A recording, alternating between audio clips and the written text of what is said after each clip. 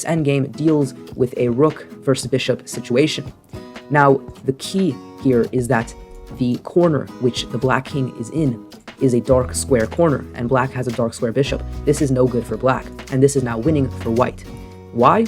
Because you would actually want the king to be on this corner, and the bishop to be a light square bishop where it can tuck away on g8. And we're going to see this in the next endgame, but how do you win this with white? That is the question here.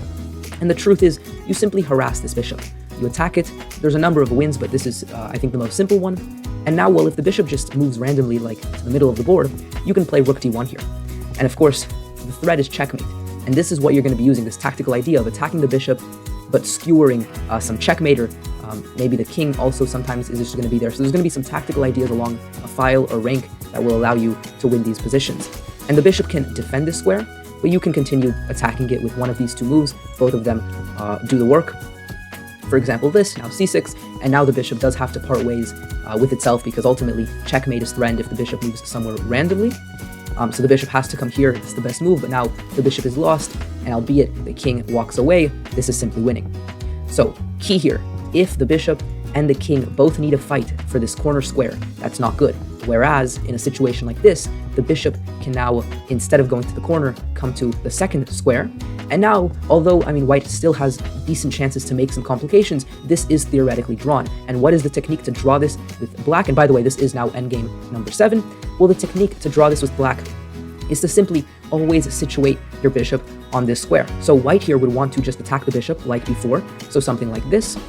The bishop, all it has to do is stay on this diagonal.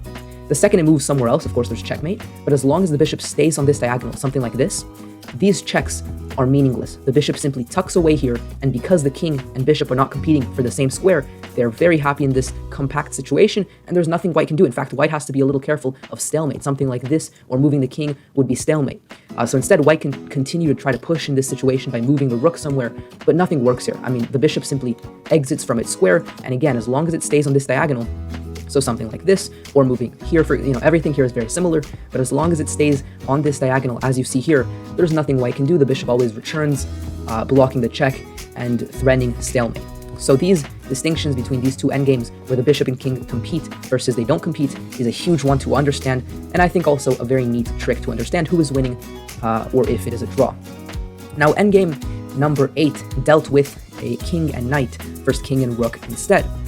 Now, in a situation like this, the key thing to understand is, are the king and knight close to each other? If they are, then that is a great sign, and white has good at drawing chances. So the technique here to draw, even though the king and knight are in the edge of the board, because they are close to each other, the technique is quite simple. You can simply give a check. The king has to move, you give a check. If the king moves, getting away from the repetition that would occur if the king moved back to d3, well, here you can simply move the king. And notice none of these moves ever work because of the fact that the king and knight are so close to each other, they're communicating well. Something like this, the king can just step back and defend the knight. Similarly, if the rook tries to maybe come from behind, threatening checkmate here, not a worry, king simply goes to e1. And really, if the king just shuffles to these two squares, naturally black is not going to be able to make any sort of progress. And you can just simply see that here. At some point, black might try to stop the king from coming close to the knight. This is not much of an issue either. You can simply move the knight in this case. And the truth is, in this position, there's nothing that this rook here can really do along this file. If indeed the knight and king simply stay hugging each other, there's nothing black can do. We can see this out if the rook tries to give some checks along a rank. It doesn't really matter. You can simply move the king, tuck away back, and intercept with the knight. And again, we see, I think, a position we've already seen before. It's simply a draw here. There's no way for black to make progress. Now, a little challenge for you. With the thing that we just saw in that endgame, where should we move this knight that is being attacked? What would be the logical place to put this knight here? The solution, knight to d1, keeping the king and knight compact. This simple rule in a knight versus rook endgame will truly help you in many situations. As long as the king and knight are next to each other, it's very hard for black to make progress. If instead we can explore, well, what happens if the knight travels away? Is this actually that dangerous for white? The truth is, it is. Because here's the issue. When the king and knight split, there's a lot more tactical opportunities, and you'll see this in a second. So for example here, rook c4, cutting off the knight from being able to enter back and try to bring the knight and king together. Now the knight has to even go farther out, and even farther out. And for example here, the knight is in a horrible position. The king is even ready to just come back in and grab it. So the knight tries to escape, but this is what I was talking about. When the king and knight are so far away, the king can never defend the knight. And what does this mean? It means that there's great opportunities here for black. For example, check. The king, if it goes to f1, this one simply wins, because if the knight moves, there's going to be checkmate. If the king moves to the d-file somewhere, this one wins because of the skewer. And you might be wondering, did white have a different option? Maybe instead of going here, what about this one? Well, again, it doesn't really matter where the knight or the rook is. As long as the knight and king are far away, there's always going to be these tactical ideas. So here, for example, rook e4, it's the exact same thing. If the king moves here, this is forking the knight and checkmate. If the king moves directly to the d-file there, then you would have the fork. So the point is, you want your knight and king next to each other in these endgames, and the second they separate, there's these chances for tactical ideas that will win the game for the rook player. Now the final endgame that we're going to look at, endgame number 9, again deals with a king and knight, but here a clear distinction is made. In this other position, the king and knight, they're close to each other, and although they are in the edge of the board, they're in the middle of the edge of the board, and that is huge.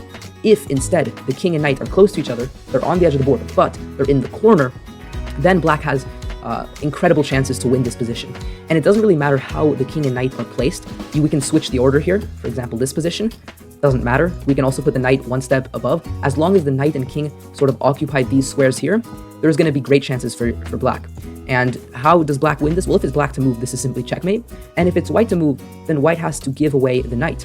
Now, in this position, same thing. The knight has to give itself up. You can simply move the king, and white is out of moves. They have nothing to do. Here is checkmate, and otherwise, any move gives away the knight. Once again, they're out of moves. And finally here, a very similar thing. I mean, in this position, if it's black to move, then this check is simply winning, followed by rook takes e1, checkmate. And if it's white to move, once again, the knight has no good squares. If it moves here, we take it. If it moves here, or here really, we swing the rook down. And in this case, it's checkmate like this. And in the other case, it's checkmate like this. So ultimately, white in this case, or the player with the king and knight, do not have that luxury of moving the king and the knight to the places they want to, because they're out of moves when they're in the corner of the board, and that is the thing that you need to understand from this endgame. So hopefully these 4 endgames really cleared up a lot of things about these endgames of a bishop versus rook and a knight versus rook, which often seem very scary to study and to understand, but I think these 4 endgames simply make some clear rules, some clear distinctions between different types of positions that will help you understand if it is winning, if it is a draw, and if it's losing.